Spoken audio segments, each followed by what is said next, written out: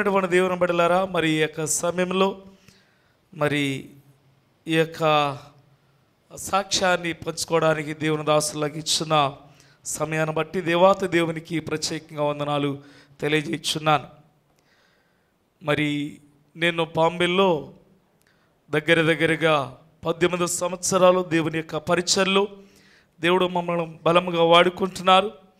అయితే నేను నూజివీడు ప్రాంతంలో జన్మించి మరి అక్కడ నుండి 1992 మరి ప్రభు యొక్క పిలుపునందుకుని మరి దేవుని యొక్క ఆ సేవ నిమిత్తమై వేదాంత విద్యను 1992 నుండి మరి 1995 వరకు వేదాంత విద్యను అభ్యసించి అక్కడి నుంచి ఈసీసీ టీము ద్వారా మరి అనేక ప్రాంతాలలో మెడ్రాస్, బెంగళూరు, అలాగే మరి మన యొక్క ఆంధ్రప్రదేశ్లో కూడా మరి నెల్లూరు నుంచి విజయనగరం వరకు దేవుని యొక్క స్వార్థ పరిచర్ల దేవుడు బలముగా వాడుకుంటూ మరి అక్కడి నుంచి నేను మరలా బాంబేకి వెళ్ళి బాంబేలో 18 సంవత్సరాలుగా అక్కడే మరి సేవల దేవుడు బలముగా వాడుకుంటున్నాడు. అయితే ప్రియమైనటువంటి దేవుని బిడ్డలారా, మరి నేను సేవకు రాక మునుపు మరి మా యొక్క కుటుంబ పరిస్థితులు చూసినట్లయితే మరి ఎక్కువగా మా తల్లిదండ్రులు, మా కుటుంబ సభ్యులు విగ్రహారాధనలో ఉండేటువంటి వారండి. అయితే దేవుని యొక్క సువార్త మా గ్రామానికి ఒక దైవజనులు ఆ దేవుని సువార్త తీసుకుని వచ్చినప్పుడు మరి దేవుని యొక్క సువార్త ద్వారా మరి మా కుటుంబం అనేది దేవుల్లోనికి వచ్చినది. అయినా కూడా వారికున్న సాంప్రదాయాలు కానీ వారికున్న కట్టుబాట్లు కానీ వదిలిపెట్టడం అనేది చాలా బాధాకరంగా ఉండేది. ఎందుకంటే ఎక్కువగా అక్కడ హైందవ విగ్రహాలను ఆరాధించుతూ, అలాగే మా అమ్మగారు ఎక్కువగా దీపారాధన చేస్తూ ఉండేవాళ్ళండి. ఆ సమయంలో మరి దేవుడు మా గృహంలో జరిగించినటువంటి దుఃఖకరమైనటువంటి కార్యం ఏమిటంటే మరి ఒక ప్రక్కన శుభకార్యం, మా బాబాయ్ గారికి వివాహం జరుగుతున్నది. ఆ తదుపరి మరి అదే సమయంలో మా అమ్మగారు విగ్రహారాధన దీపారాధన చేస్తున్నప్పుడు మా అన్నయ్య గారు మరి మాకంటే పెద్ద ఆయన మరి ఆ చిన్నబాబు వచ్చినటువంటి ఆ యొక్క విందులో ఆడుకుంటూ మా నాన్నగారి దగ్గరికి వెళ్ళిపోయి పక్కన పడుకుని ఆ క్షణాన్ని ఒక కేకేసి చనిపోయాడు. ఎప్పుడైతే ఆరాధన చేస్తుందో ఆయన చనిపోయాడు. ఇదేంటి శోధన అని అందరూ కూడా మరి భయపడిపోయి అప్పుడు ఆ గ్రామంలోనికి పాస్టర్ గారి ద్వారా మా కుటుంబం రక్షింపబడింది అని కూడా నేను కూడా దేవుని సన్నిధిలోకి రావడానికి కూడా చాలా సంకోచించేవాడిని అండి. మరి అనేకమైనటువంటి ప్రశ్నలు వేసేటువంటి వాడిని. ఎంతగా ప్రశ్నలు వేసేవాడిని అంటే దేవుడు ఎక్కడున్నాడు, దేవుడు ఎక్కడున్నాడు చూపించండి, అప్పుడు నేను దేవుని నమ్ముతాను అనేటువంటి ప్రశ్నలు వేసి అందరినీ కూడా విసిగిచ్చేవాడిని, రకరకాలుగా ఎదురు తిరిగేవాడిని. అయితే దేవుని యొక్క మహాకృపను బట్టి దేవుడు నన్ను పట్టుకున్న విధానాన్ని బట్టి దేవుని యొక్క సంకల్పం కాబట్టి నేను సేవకు రావటం జరిగిందండి. ఎలాగంటే నేను దేవుని సేవకు రాక మునుపు ఓఎన్జీసీలో జాబ్ చేసేవాడిని. జాబ్ చేస్తూ మరి ఆ సమయంలో నేను రాజమండ్రి నుండి విశాఖపట్నం వెళ్ళటం, మా యొక్క సైట్లు చూసుకోవటం, ఆఫీసులో వర్క్ చూసుకుంటూ ఉన్నప్పుడు నాకు భయంకరమైనటువంటి క్షయలాంటి ఒక వ్యాధి అనేది వచ్చేసింది. దగ్గుతుంటే అంతా బ్లడ్ లాగా పడిపోతూ ఉండేది. ఒక్కరోజు నేను ఆఫీసు నుంచి మరి ఆఫీస్ పని నిమిత్తమై విశాఖపట్నం నుండి విజయవాడ రావడానికి నాకు ఒక వెహికల్ ఉండేది. ఆ వెహికల్ మీద వచ్చేటప్పుడు మధ్యలోకి వచ్చిన తర్వాత భయంకరమైనటువంటి పరిస్థితి. భయంకరమైన పరిస్థితి అంటే ఆ వెహికల్ నడిపాయని కూడా మధ్యలో వెహికల్ ఆఫ్ చేశాడు.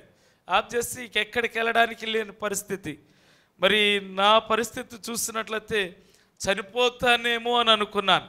కానీ ఇక్కడ దేవుని యొక్క కృపను బట్టి విజయవాడ వచ్చిన తర్వాత ఈ పని చూసుకుని మరలా తిరిగి రిటర్న్ అయ్యేటప్పుడు మా ఇంటికి వెళ్ళానండి. ఇంటికి వెళితే ఒక అవ్వగారు అక్కడ ప్రార్థన నడిపిస్తూ ఉండేదండి.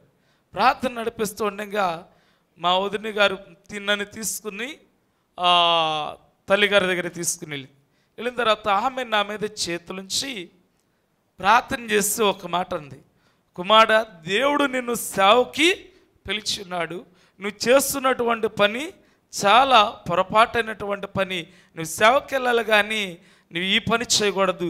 దేవుడు నీకు ఒక చూపించాడు, ఒక యాక్సిడెంట్ నుంచి కూడా దేవుడు నిన్ను తప్పించాడు అయినా కూడా నీ మూర్ఖత్వంగా వెళుతున్నావు అని ఆమె ప్రార్థన ద్వారా ఆ మాట మాట్లాడిందండి.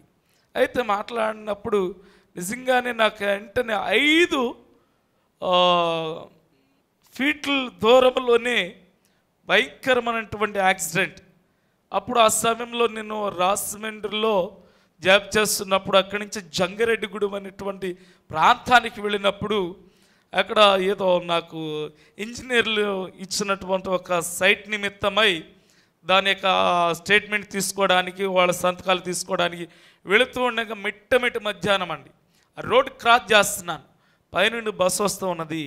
అక్కడ ఉన్న రిక్షా వాళ్ళందరూ కూడా కేకలేస్తారు, చనిపోతున్నావు అని అంటూ ఉండగా నేను ఎగిరి దూకి అవతలకి వెళ్ళిపోయాను. బస్సు ఒక్క క్షణం అక్కడికి వెళ్ళిపోయింది. నా చుట్టూతా గుమ్ముకుడి అన్నారు, అయ్యా నువ్వు ఈరోజు యాక్సిడెంట్ అయిపోతే మా రిక్షాలు కూడా ఇక్కడ ఉండే కాదు అని వాళ్ళందరూ కూడా వచ్చేస్తున్నాను చుట్టూ పట్టుకుని ధైర్యపరిచి అక్కడి నుంచి నన్ను ఏంటి అసలు కారణం ఏంటని అడుగుతున్నారు. కారణం ఏంటంటే నా చిన్నతనములో దేవుడు నాకు ఒక దర్శనాన్ని చూపించాడు. ఆ దర్శనం ఏంటంటే నేను నా తమ్ముడండి మరి ఒక సమయంలో పొలంలో పనిచేస్తూ మేమందరూ కూడా ఏం చేస్తామంటే ఒక మాకున్నటువంటి పశువులు తోలుకుంటూ ఒక కొండకి వెళ్ళి ఆ కొండ మీద పశువులు మేపుతూ ఉండాం. ఆ సాయంత్రం అయిపోయింది, పశువులు కొండ మీద ఉన్నాయి, కింద దిగట్లేదు. ఆ కొండకి వెలుపల చాలా భయంకరంగా అంతా కూడా అంధకారం కనపడుతూ ఉండగా నాకు కనిపించింది, చీకటి పడిపోయింది, ఏం చేయాలి అర్థం కావట్లేదు. తమ్ముడు, మరి పశువులు మనం తోలుకుని వెళ్ళాలి, మరి ఒక పని చేద్దాము, నువ్వు వెళ్ళి లాంతర్ తీసుకునిరా, పైకి ఈ కొండ మీదకి లాంతర్ని తీసుకురా అని అన్నప్పుడు మా తమ్ముడు ఏం చేస్తాడంటే లాంతర్ను పట్టుకుని పైకి వచ్చాడండి.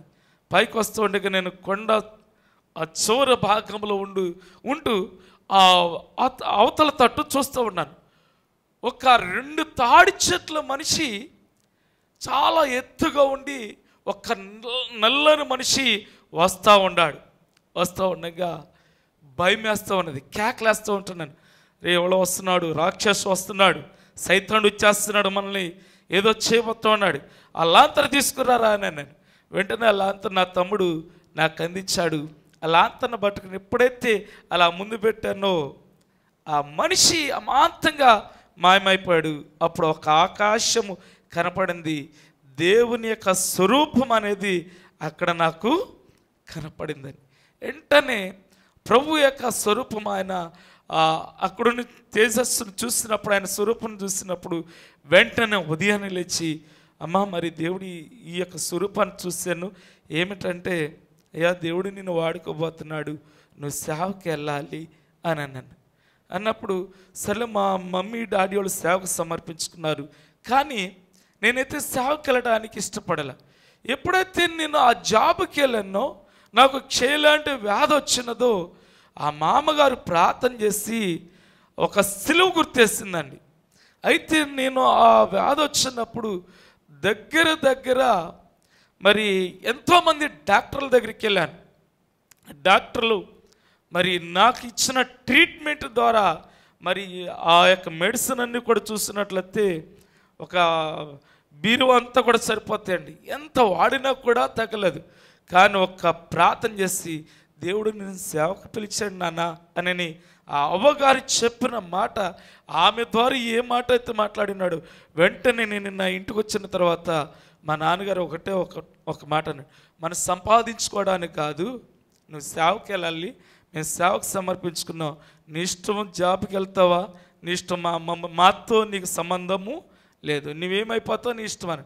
ఆ రోజు రిజైన్ చేసి మా ఐడి గారికి లెటర్ రాసి చాలా విషయాలు మా ఆఫీసర్లు బాధపడటం, అక్కడి నుంచి రిజైన్ చేసి వేదాంత విద్యను అభ్యసించడానికి బైబిల్ ట్రైనింగ్కి వెళ్ళి మరి అక్కడి నుంచి దేవుని యొక్క స్వార్థ పరిచయ నిమిత్తమై మరి అనేక ప్రాంతాల్లో దేవుడు నన్ను వాడుకుంటున్నాడు. ఈ యొక్క సాక్ష్యమును బట్టి ప్రభు సన్నిధిలో దేవుడు మరి మమ్మల్ని ఆ యొక్క స్వార్థ పరిచయ నిమిత్తమై నేను చేసేటువంటి సంస్థ ఎవాంజలికల్ చర్చ్ ఆఫ్ ఇండియా అనగా భారత స్వార్థ సంఘం అనగా ఈసీఐ మినిస్ట్రీలో నేను సేవ చేస్తూ ఉంటున్నాను. అనేక ప్రాంతాలలో మరి బాంబేలో మరి దేవుని యొక్క పరిచయలో మరి ముందుకు నడిపిస్తూ దేవుని యొక్క మహాకృప ద్వారా మరి అక్కడ సంఘాలు కట్టే విషయంలో కానీ సేవ విషయంలో కానీ మరి మాకు సంఘం ఎంతగానో ప్రోత్సాహకరంగా ఉన్నది. మీరందరూ కూడా మా సంఘం కొరగా ప్రార్థించండి.